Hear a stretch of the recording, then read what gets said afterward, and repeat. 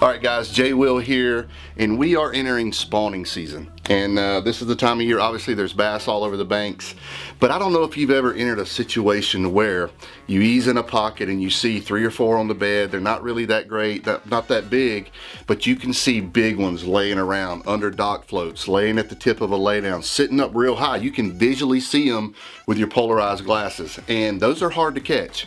And those are pre-spawn fish that are getting ready, they're warming their eggs up, they sit up really high in the water column. And it's took me a long time to understand what they're doing and how they react to certain things, because they don't react to a lot. They're really not focused on eating, they're focused on spawning. But if you can get them to react to something, they're big, they're fat, they weigh a lot, and they can go a long way in a tournament. So what J Will does in that time of year is I use a lot smaller jig. This is a really lightweight 3/8 ounce small compact jig. It falls slower. And the reason I choose this is for how lethargic they are. They don't move fast, they're just kind of laying around warming their eggs up. So they want something that falls really slow. If they're laying on the backside of a dock float, I can take this jig, it's small compact, it skips really good, and I can skip it 30, 40, 50 feet back under there, and that big female that's laying, you know, a foot or less under the surface quite possibly could react to this. So I've had really good success. This is a 3/8 prototype epic jig.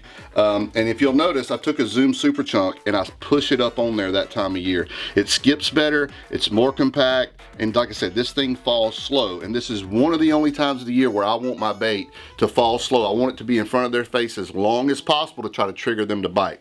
So that's one tip that you guys can take and try this spring. Another thing that I've learned over the years, actually here in recent years, that some of those bigger females really react to, and I've learned this by after tournaments, seeing these fish, staying after and trying to figure out, spent hours and hours on how to make these fish bite. And this is a pretty big secret, but I'm gonna let you guys in on something. This happens to be a tater hog glide bait.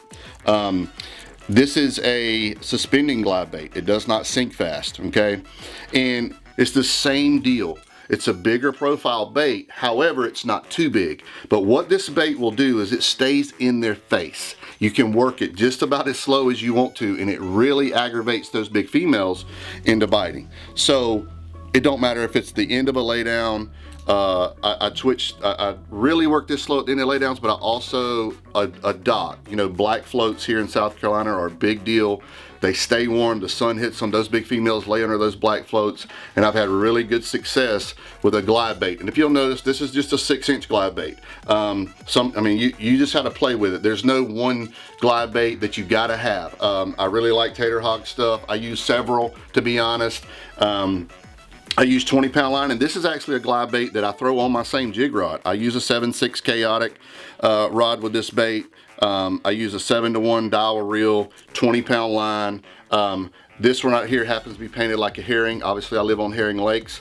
But it's more about the profile than it is the paint job. It's more about being able to work something extremely slow, which is also why I jerk bait. You know, that would probably be my third choice in that situation, because you can pause it for as long as you want to and just make the bait sit there, and they get tired of it being there. It makes them react. So you guys take a smaller compact jig that you can skip really good, that falls really slow. And the key there is being in the bass's face for the longer period of time.